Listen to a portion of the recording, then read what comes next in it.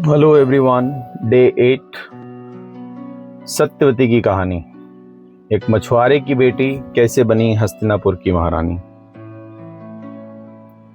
जिस स्त्री की वजह से भीष्म ने अपनी पूरी जिंदगी त्याग दी, क्या आप जानते हैं कि उसका जन्म कैसे हुआ? मत्स्यगंधा कहा जाता है उन्हें।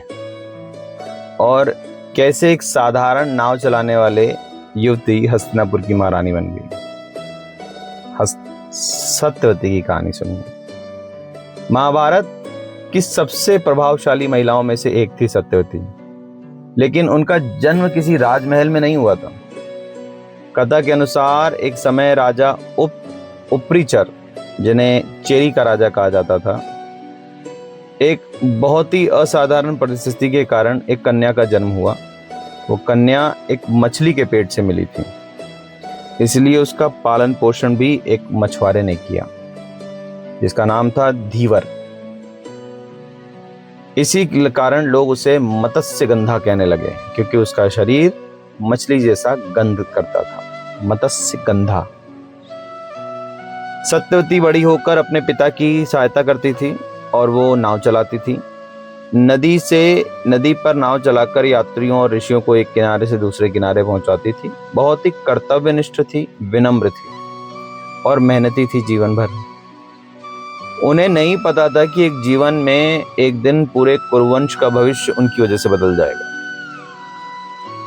महर्षि पराशर से जब उनकी भेंट हुई, एक दिन महर्षि पराशर जब उस नदी को पार कर रहे थे, यात्रा के दौरान ही पराशर ने सत्यवती का तेज और गुणों को देखकर उनसे एक वर मांगा था। सत्यवती ने अपनी प्रतिष्ठा और भविष्य की चिंता व्यक्त की। तब महर्षि पराशर ने उन्हें कई वरदान दिए। उन्होंने कहा, उनकी मछली जैसी गंध एक दिव्य सुगंध में बदल जाएगी और जो हर तरफ फैलेगी। उनकी मर्यादा अक्षुण्ण रहने का आशीर्वाद दिया और उन्हें एक महान पुत्र की प्राप्ति के लिए भी कहा उन्होंने। इसी के बाद वेद व्यास जी का जन्म हुआ। इस प्रसंग में कृष्ण जो थे, उन्होंने व्यास के जन्म हुआ तो उन्होंने आगे चलकर वेद व्यास कहा गया। उनका जन्म एक द्वीप पर हुआ था, इसीलिए उसे द्वैपायन कहा गया। बाद में वो महान ऋषि बने और परंपरा के अनुसार महाभारत के रचयिता भी माने जाते हैं। जन्म के तुरंत बाद ही उन्होंने तपस्या के लिए चले गए थे, लेकिन उन्होंने अपनी माता से कहा था कि जब भी आपको मेरी आवश्यकता होगी मुझे स्मरण करना, मैं आ जाऊं। राजा शांतनु से विवाह हुआ। कुछ सालों बाद राजा शांतनु सत्यवती को देखा, उनसे विवाह करना चाहा, लेकिन सत्यवती के पिता ने शर्तें रखी कि मेरी पुत्री का बेटा ही जो होगा, संतान होगा, वो हस्तिनापुर का राजा बनेगा।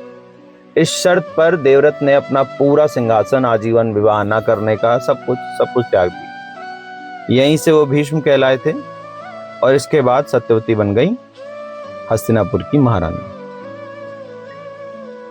महाभारत सत्यवती को केवल एक महत्वाकांक्षी स्त्री के रूप में नहीं देखती। वो अपने वंश, अपने बच्चों, अपने भविष्य को सुरक्षित रखना चाहती। लेकिन उनके जीवन के निर्णय ने उनकी ऐसी घटनाओं की श्रृंखला शुरू कर दी जो महाभारत को युद्ध तक लेकर चली। महाभारत में यह संदेश है कि एक निर्णय का प्रभाव केवल वर्तमान पर नहीं, पीढ़ियों तक पड़ सकता है। सत्यवती की कहानी हमें क्या सिखाती है? जन्म नहीं, कर्म व्यक्ति की पहचान बनाता है।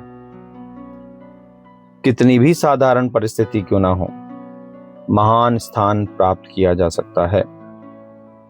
लेकिन हमारे जो भी निर्णय होते हैं वो आज नहीं, आने वाले कई सदियों बाद हमें बताते हैं।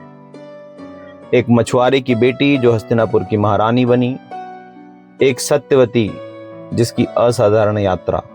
लेकिन उनकी कहानी यहीं समाप्त नहीं होगी। आगे चलकर पुत्रों और उनके निर्णय से कुरुवंश को एक नए संकट में प्रवेश करना होगा। अगले एपिसोड में हम लोग जानेंगे वेद व्यास जी कौन थे, उनका जन्म, उनकी तपस्या, महाभारत की रचना, कुरुवंश को बचाने में उनकी भूमिका क्या क्या। ये हम लोग कल समझेंगे हमारे अगले एपिसोड में, डे 9 में। ये था डे 8। हरे कृष्ण।